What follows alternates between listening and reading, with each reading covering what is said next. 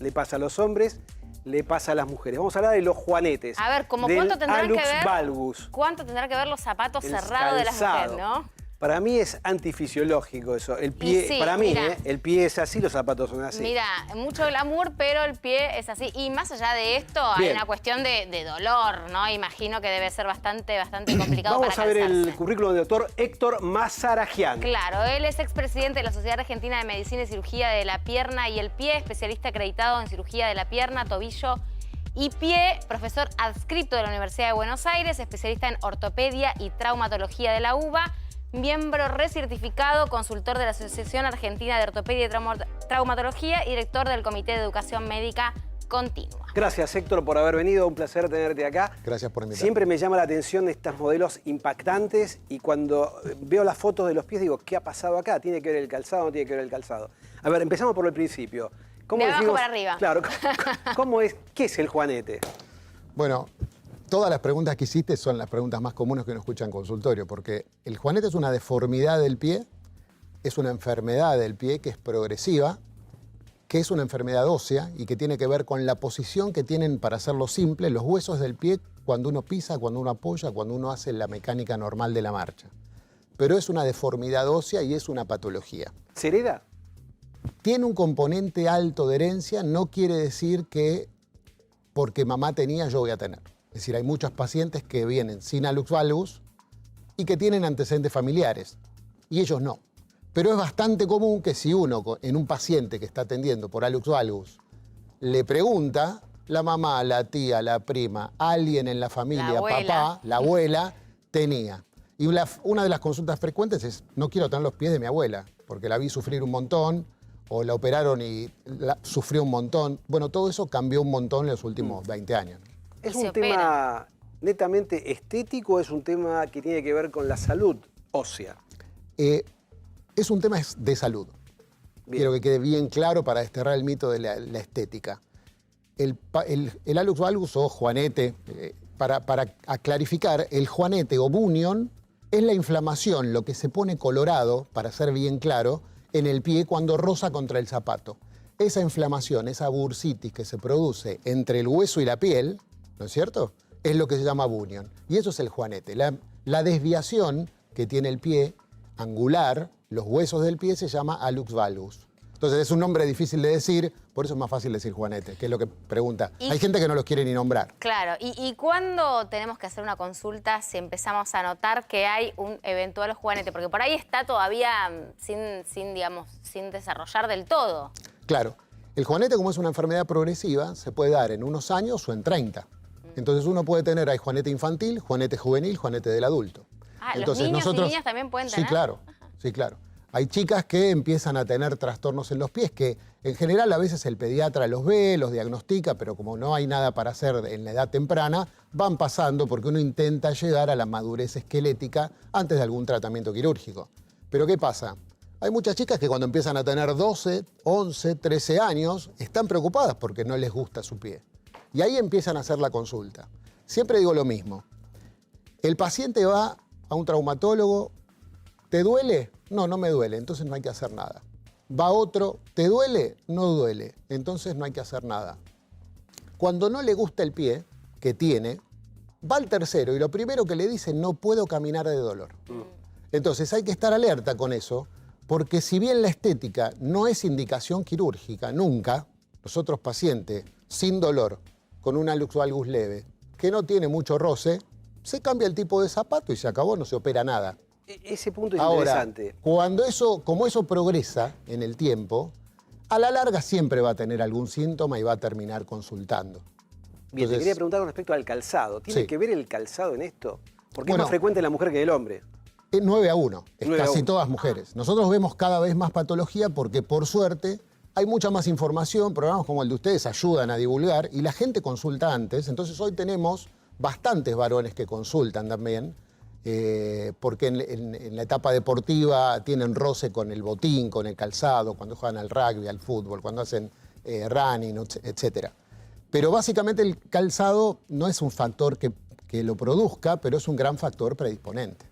Porque no es lo mismo usar un zapato ancho, donde el pie tenga lugar donde alojar a los dedos, O un zapato, como decía vos, Guille, triangular, Claro. que en un momento vos decís cómo se calza. Bien, uno ve ¿No? muchas publicidades gráficas a veces o anuncios de suplementos, de ortesis para colocarse, para enderezarte el dedo. ¿Eso sirve o no sirve?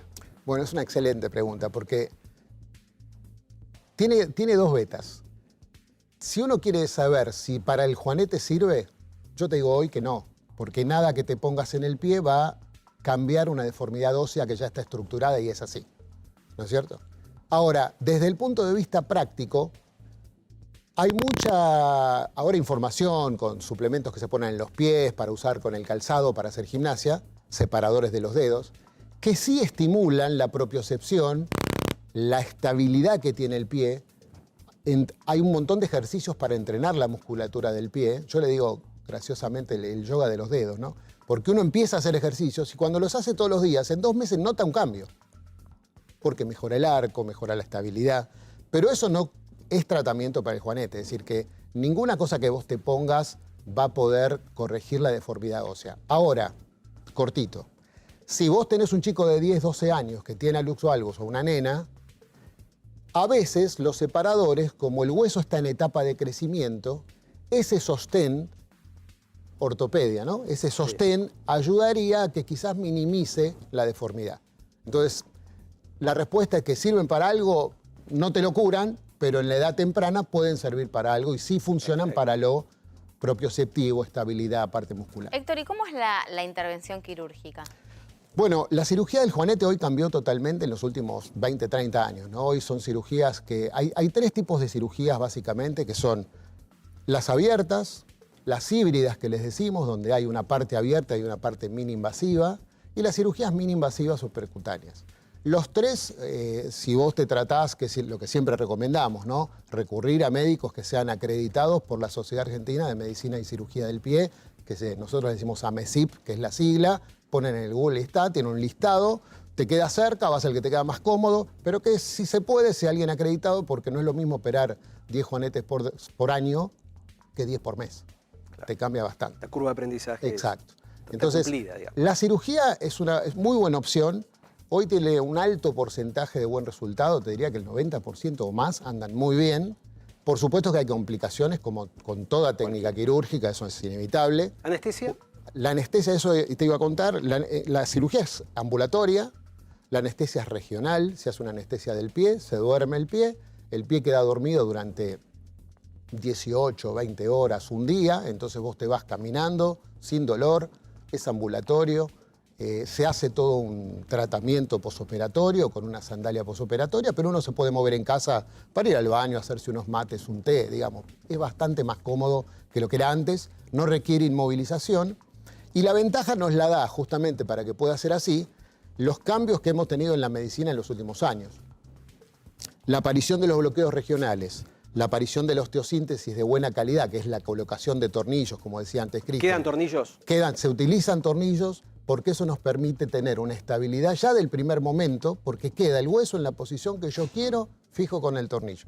A partir de ahí, vos te podés ir el mismo día que te operás, a las 2 horas te vas caminando. Pero te vas con un walker, Te vas con una sandalia posoperatoria, con un velcro, que es para poder usar con el vendaje. A la 3.er o 4.er día se hace la primera curación, el vendaje se achica, a la semana queda la herida al aire en general y el paciente se puede duchar, hacer su vida más o menos normal. A ver, déjame repasar. Me opero hoy, me coloco una sandalia especial y puedo caminar. Te vas hoy y si querés ir al baño en tu casa, te levantás y vas caminando. No requiere cama. ¿Cuándo puedo manejar? ¿Cuándo puedo caminar? No, es una muy buena pregunta. Caminar podés el mismo día para hacer lo mínimo. ¿Por qué? Porque si bien nosotros ponemos el tornillo, el hueso es parte de nuestra... Es como un ser vivo, digamos, ¿no? Claro. Digo, se tiene que consolidar la osteotomía que uno hace. Es como los tornillos que hablaba Cristian para la boca. Claro. Es decir, tiene que haber una osteointegración en el hueso, en este caso... Los tornillos que usamos nosotros no se osteointegran, pero mantienen la posición para que haya callo y consolidación. Eso tarda en general promedio 4 semanas. Es decir, que a partir del mes nosotros les damos el alta para que hagan vida más normal. No le permitimos capaz impacto de jugar a la pelota durante 2 o 3 meses. Después sí. Después no hay vida problema, normal. podés patear galefones si querés. Sí. Ningún problema. No le recomendamos para no tener la fractura. Y a la hora, muy breve, a la hora de, digamos, de la persona todavía con la enfermedad, previo a una eventual cirugía, ¿qué cambia en el resto de la forma en que yo camino, corro, me paro, la forma en que tengo el pie puesto? Esa es una muy buena pregunta, porque todo está conectado. La mecánica de la marcha no empieza cuando uno pisa, empieza cuando uno nivela la pelvis, pone el centro de gravedad en vez de en el medio de las dos piernas, sobre uno de los miembros inferiores. Digamos, todo está conectado y nosotros siempre decimos, fíjate vos que muchas de las metatarsalgias, que son los dolores en la planta del pie crónicos, son por acortamiento de toda la cadena posterior. Y eso empieza en la nuca y termina en el pie. Entonces siempre hay una conexión. Si vos caminás con dolor, si caminás distinto porque cuando tenés que dar el paso, tenés que hacer esto, este dedo flexiona mal o está en desceje y te duele, ¿vos qué haces? En vez de esperar a este tiempo para empujar con los dedos, antes ya levantás el pie. Como levantás antes el pie, la mecánica del paso, que tiene 3 fases, se ve alterada. Entonces vos tenés una fase de apoyo más corta, una sobrecarga de presión en la zona central del pie, levantás antes el talón, eso con los años va produciendo un desbalance muscular, algún acortamiento de los músculos posteriores. Entonces sí influye. Bien. Siempre influye. Sé que no nos queda nada de tiempo y por sí o por no. Cuando se tuerce el dedo, el hallux valgus, Sí. desplaza otros dedos. ¿En Sí. el mismo acto se corrigen los demás dedos o solamente el hallux valgus? Nosotros Cortito. recomendamos que sí, porque el juanete te puede producir los otros dedos en martillo o en Genial. garra. Vamos a Bueno. revelar la trivia, estamos todos